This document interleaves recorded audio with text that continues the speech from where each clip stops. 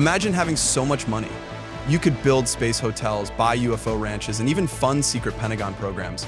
Now, imagine taking that fortune, gambling it on the greatest question of all time. What happens after we die? This isn't science fiction. This is Robert Bigelow's life. A billionaire who has decided his final biggest bet isn't on rockets or real estate, but on proving that human consciousness survives death. From motels to millions, Robert Bigelow didn't inherit an empire. He built one. In the 1980s, he founded Budget Suites of America. Not flashy hotels, not five-star resorts, but extended stay motels that ordinary Americans could actually afford. The model worked. By the 1990s, Bigelow's motels stretched across Nevada, Arizona, Texas, and Florida.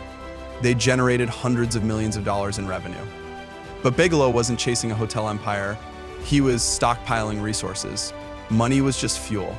He already knew exactly where to burn it. Reaching for space.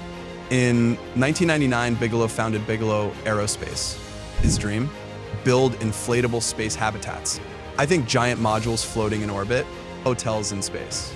He invested over $275 million of his own money. NASA took notice. In 2016, one of his modules, the beam, was tested on the International Space Station. It worked. For a moment, Robert Bigelow looked like a pioneer in the new space economy. But while the world saw him aiming for the stars, his mind was drifting even further. The UFO years. For decades, Robert Bigelow was fascinated by the unknown. In 1995, he secretly bought Skinwalker Ranch in Utah. Locals called it cursed. They reported strange lights in the sky, unexplained animals, even portals to other dimensions. Bigelow poured millions into studying the property. He hired scientists, built labs, and for years tried to capture hard evidence of what was happening there. Then came something even bigger. In 2007, the US government awarded Bigelow Aerospace a secret contract. It was called ATIP, the Advanced Aerospace Threat Identification Program. Its mission: investigate UFO encounters. And yes, much of that research was funneled through Robert Bigelow. But to him, UFOs and strange sightings were just puzzle pieces. The real mystery wasn't in the sky. It was in us. What happens when we die? Betting on the afterlife.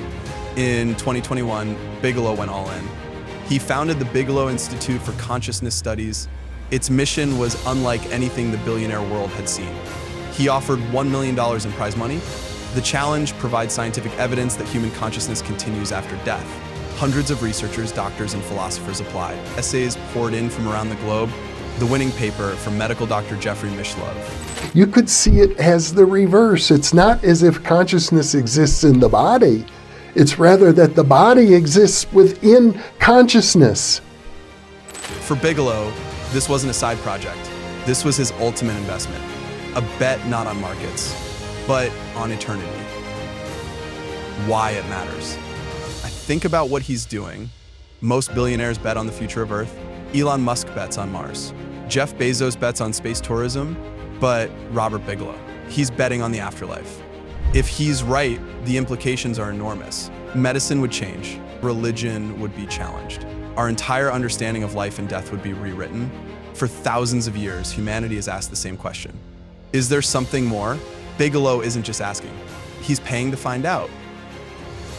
The future of Bigelow's gamble.